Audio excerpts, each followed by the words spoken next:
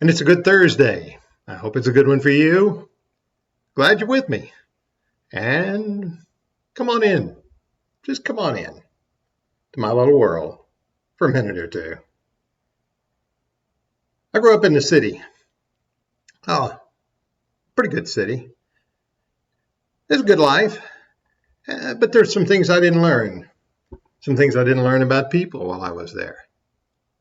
I didn't learn about the guy who knows where the fish are.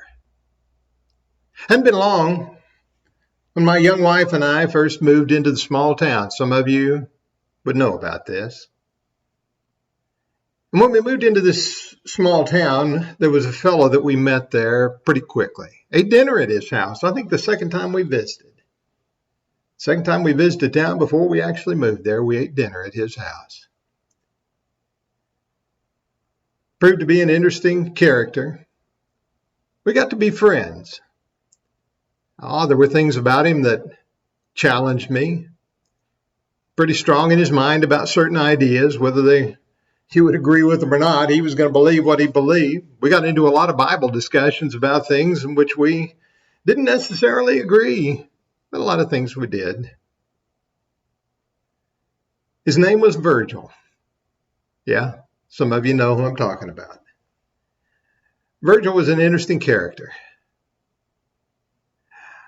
I tell you, there were a couple of things about Virgil that really stood out. Virgil really liked to do about three things, I think. I kind of give them to you in order. Virgil liked to eat. It showed. He was large. Virgil also liked to fish. Spent a lot of time doing it. And he liked to hunt, too. And he was pretty good. He was good at all three of those. He liked to eat, he liked good food, and he liked to fish, and he liked to hunt. Wasn't so long after I got acquainted with Virgil, living in town and working with the church there, that he came by one day and he said, "You want to go fishing?" I said, "Sure."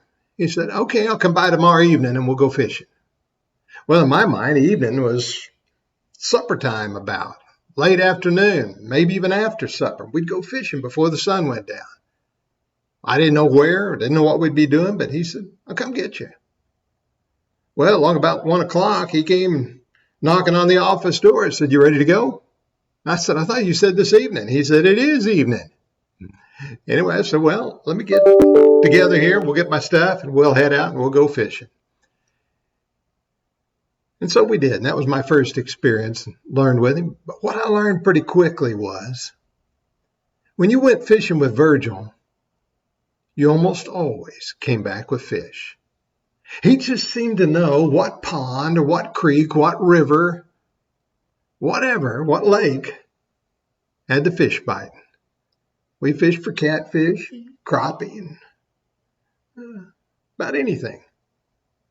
We loved to catch the catfish and we loved to catch the crappie. One day we caught a whole mess of perch, spent I don't know how long cleaning them and everything. He always knew where the fish were. He'd come in and I'd say, "Hey, I want to go fishing tomorrow." He says, "Oh, it won't be a good day." And I took him at his word. Because usually if he said so, if I went out, I didn't catch anything. But when I went with him, and it was always an experience going with him. You go somewhere, we might sit on the bank of a lake somewhere in the area, and we'd sit there for a while, and I'd look over, and he'd be sound asleep until something tugged on his line. If we needed worms, he knew where to find the worms. We'd go dig a certain place in a pasture, and sure enough, there'd be a bunch of worms. And we'd go and we would fish, and we'd spend an afternoon or an evening fishing. We'd go out to the river, and we'd find a place where there was a pool in the river, put the stink bait out there, and he knew whose stink bait worked best, and pretty soon we'd have a few catfish, and we'd take them and clean them up, and we'd have a fish fry. And man, again, it got back to what Virgil liked to do. But I guess the reason I'm telling you about this, and while Virgil had some qualities that probably ran the other way, and there were times he's pretty frustrated with me, and other people too, but I knew when he was frustrated with me. But in spite of those times where he was kind of stuck in his own mind, he was generally pretty enjoyable. Eating a meal at his house, because his wife, Sybil, she was a great cook. It was always a blast. I think the first time I ever ate squirrel was at his house. Maybe the last time I'll eat squirrel too, you never know. Had a squirrel and quail feast at his house one day. What a blast. A lot of things we did together in the 3.5 years that I was there and we worked with them. But I'll never forget Virgil. The picture of him, sitting in the truck with him, being cornered there while he posed questions to me and to see if I'd answer them the way he wanted. But above all, he knew where the fish were. I think about those disciples of Jesus, caught in kind of a quandary, and Peter and some of them Peter said, I'm going fishing. Some of them, Thomas, a few others, James and John, decided they'd just go along with him. They went out and fished. Through the night, didn't do any good. Here they were, fishermen, still didn't catch any fish. A voice called to them in the morning, said, basically, have you caught anything? No, Lord, we haven't. No. And he said to them, cast your net on the other side of the boat, and you'll find some. Don't you know they kind of had to wonder, what do you mean on the other side of the boat? Nonetheless, they did, and a big catch. Like I said, it's always good to know someone who knows where the fish are. Jesus did. And on that occasion, they pulled in a mess, quite a mess, of fish. It's not always about the fish, though, is it? It's just about knowing what needs to be done, knowing where the answers can be found, knowing where the thing that needs to be accomplished can be done. In that story in John 21, Jesus told them where the fish were. We might say it's a miracle. Regardless, he knew where the fish were. I guess the thought is, make sure you know the people who know what's needed, who know where the literal or the figurative fish are.